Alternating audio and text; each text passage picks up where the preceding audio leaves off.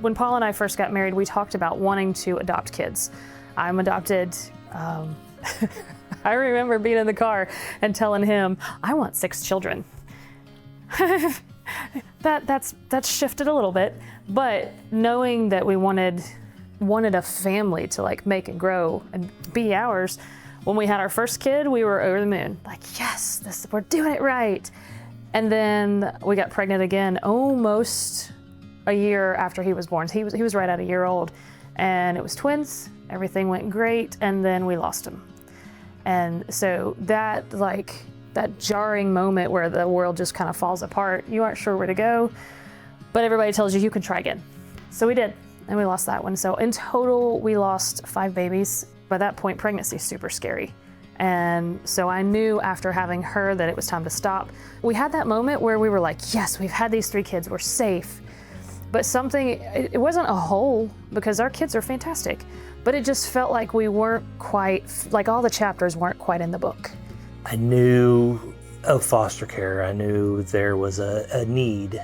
I never knew the stories that were behind it. And I guess I naively turned a blind eye to the need for a while. And it took a lot of growing, maturing on my own part to just realize that we can open our door. The kids just want stability. They want love. To start putting labels and barriers in front of kids, especially when they've been knocked down out of something that they had no control over, is limiting their potential. And to be able to get into foster care at least provides them a safe space. If you have an empty chair at your table, you have space for someone that needs that chair. We knew from that moment that it was time to start the process. And without Jason, we probably still wouldn't be certified. What I like to say is that I help individuals change a child's life forever.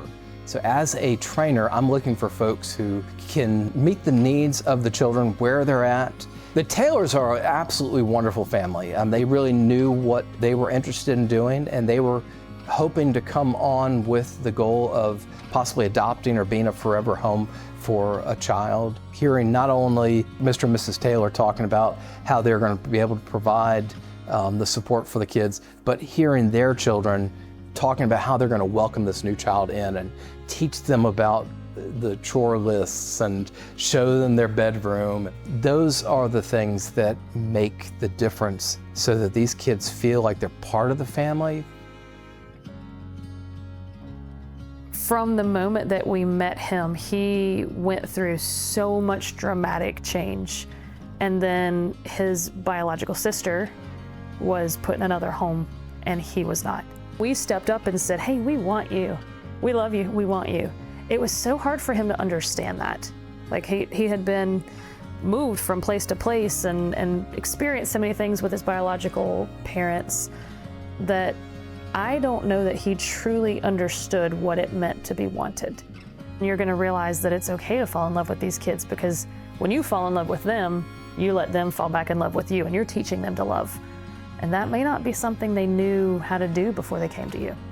The first time that he had written on there, I love Mom, and he wrote it about 20 times and then crinkled the corners of the pages up and said, I made this for you. And so I'm reading it, and he's like, don't uncurl the sides, because then my love will fall out. And it was probably the first time that I remember him saying Mom instead of using Kara. If I had the chance to look anybody in the face at HopeTree, it would definitely be to say thank you.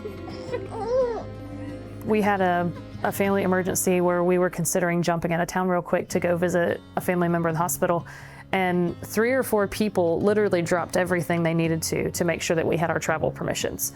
And the knowledge of like, oh, these people are gonna go not just the extra mile, but the second mile. It feels more like they want to be blended in with the family and support you along the way. So that whole it's a village concept is what I feel HopeTree strives to do. Just trying to support these kids means a lot. And so from the bottom of my heart, thank you.